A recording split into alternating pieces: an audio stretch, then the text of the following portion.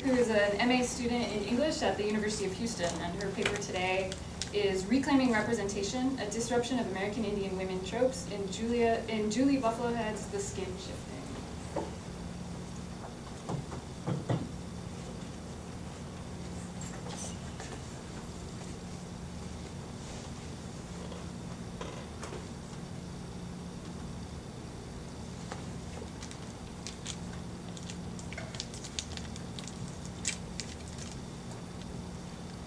Hi, thank you for being here today. So I was browsing the internet today and I came across an article that I thought I would start my discussion with because it relates to this, and I think it shows how relevant this is. So the article is titled Native American Actors Walk Off Set of New Adam Sandler Film. The film's titled The Incredible Six, and the article states that the actors left the set after the satirical westerns repeatedly insulted Native women and elders and grossly misrepresented Apache culture. And it says that the examples of disrespect included Native women's names such as Beaver's Breath and No Bra, and an actress portraying an Apache woman squatting and urinating while smoking a peace pipe, and feathers inappropriately positioned on a teepee. So I just thought that was interesting that came up today as I'm talking about Native American and Native American women tropes. So with that being said, I'm going to start Reclaiming Representation, a Disruption of American Indian Women Tropes in Julie Buffalohead's The Skin Shifting. So in contemporary society, American Indians are often both misrepresented and misunderstood. Tropes of American Indians and American Indian women are found in film, novels, textbooks, art, costumes, and public places. So here we have film. We have a representation of captivity narratives, Pocahontas, Sacagawea. Costumes are pretty popular. Also wearing headdresses at music festivals. And then public places also tend to have these representations of American Indians. So these stereotypes freeze American Indians and American Indian women as agents of the past and disregard their presence as dynamic human beings living, experiencing, and even fighting against oppression in contemporary society. Tropes, whether intentionally or unintentionally, are an extension of colonization that necessitate engagement and redress. In Blood Ties and Blasphemy, Catherine Shanley discusses some of the present-day violence that American Indian tropes conceal. She writes, for example, of American Indians, quote, difficulty obtaining health that they need, or the education promised them by their treaties, because government has constructed a mound of red tape and legal jargon as to whether this identity is to be determined by ancestry and to what degree, end quote. She also discusses the lack of economic opportunities in American Indian home communities. The present is but an extension of a cruel past, and failure to recognize American Indians as people living in the present only perpetuates misunderstanding. Engaging stereotypes, present-day art by American Indians, and historical oppression, however, opens the opportunity to cultivate a greater understanding of the experiences that tropes obscure. In addition to oppression experienced by American Indians is violence experienced specifically by American Indian women. Amnesty International, through data collected by the U.S. Department of Justice, indicates that 34.1% of American Indian and Alaska Native women, or more than 1 in 3, will be raped during their lifetime. The report also asserts that it is widely believed that these statistics do not accurately portray the extent of sexual violence against Native American and Alaska Native women. In addition to rape, the report exposes that quote, 50% of American Indian and Alaska Native women reported that they suffer physical injuries, end quote. Amnesty International discusses the way that legal and medical systems available tend to inadequately handle violence against American Indian women. Some reasons that the report characterizes these systems inadequate include underfunded tribal justice systems and Indian health services, the fact that non-Indian suspects cannot be tried within the American Indian judicial system, and a lack of training for culturally appropriate responses for providing American Indian women with necessary treatment and support. In addition to these problems are historical relations with federal and state government agencies that affect the level of reporting such sexual violence. Due to the prolific violence experienced by American Indian women, it is necessary to engage and disrupt stereotypes not only of American Indians, but also specifically of American Indian women. In Native American Feminism, Sovereignty, and Change, Andrea Smith proposes an intersectional framework that works to redress injustice against American Indians while specifically cultivating awareness about and working against violence experienced by American Indian women.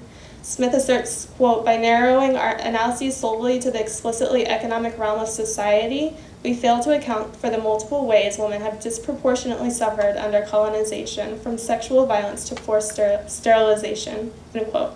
This intersectional framework encourages discourse both about state violence against American Indians and American Indian women.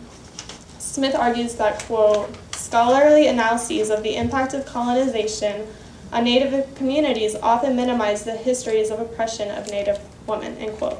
In order to cultivate awareness of violence experienced by American Indian women, it is necessary to include these experiences within knowledge about American Indian oppression.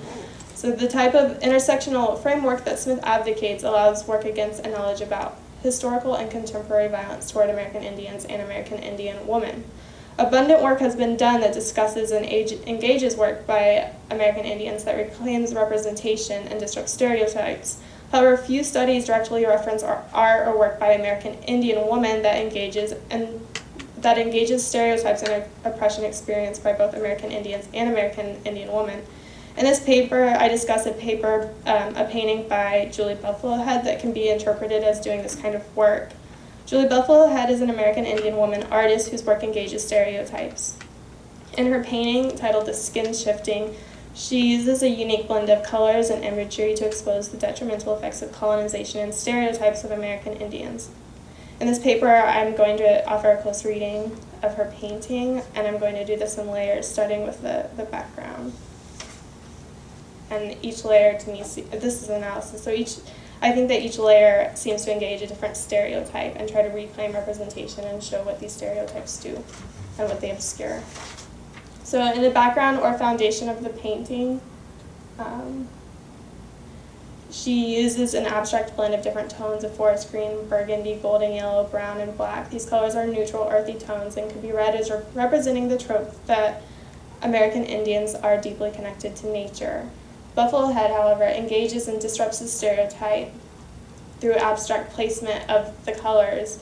Most of the colors are organized in rectangular blocks. However, the placement of the blocks is neither uniform nor symmetrical.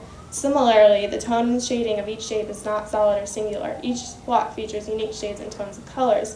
Despite the neutral, calming colors of the background, the unique blending and placement signifies conflict. The disarrayed blend of earthy colors may complicate the trope that American Indians are one with land, perhaps to show the detrimental effects that European colonization had on American land and culture. The disarrayed earthy colors can represent the disarray that American Indians experienced due to European and American desire for land. In Andrea Smith's article, she argues that, quote, at the quote, heart of the American Indian struggle is control over land and resources, end quote. Although American Indian cultures can be rooted in relationships with nature, European detrimentally affected these relationships by taking land and attempting to strip away American Indian identities. The tropes that represent American Indians as connected with the land fail to represent the way that European colonization affected the relationship with the land. Buffalo's painting, however, can be read as engaging this trope. So the next layer is the figure tropes of two cowboys and an American Indian male that surround the head of the woman that we see.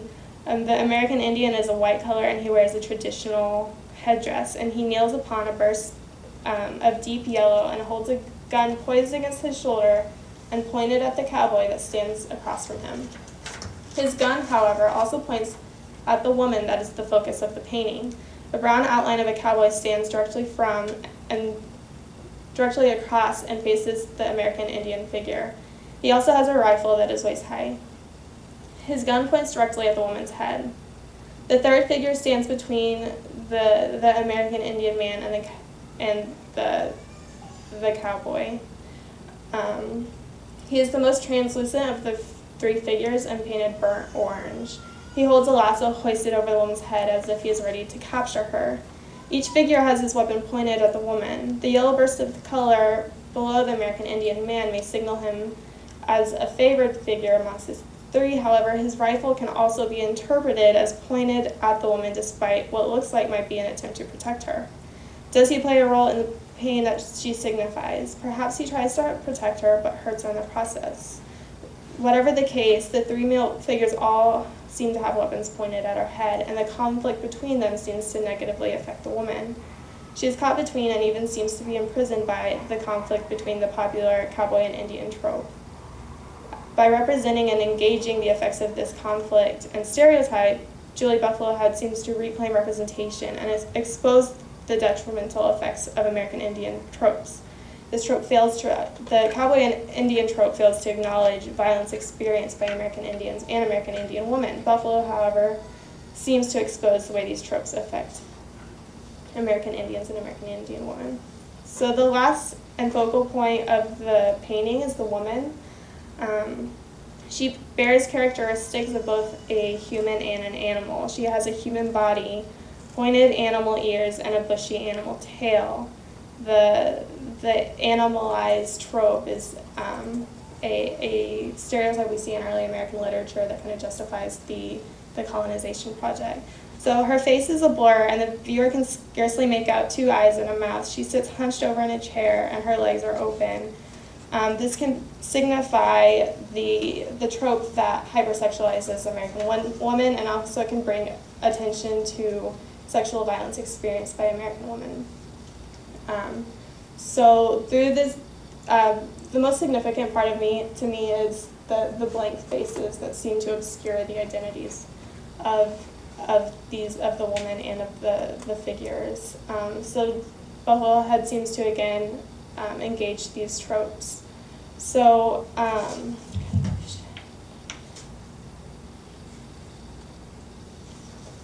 So by bridging this intersectional framework that Smith advocates with work that resists American Indian stereotypes, scholars can cultivate awareness about the tropes that conceal violence and oppressions toward American Indians and American Indian women.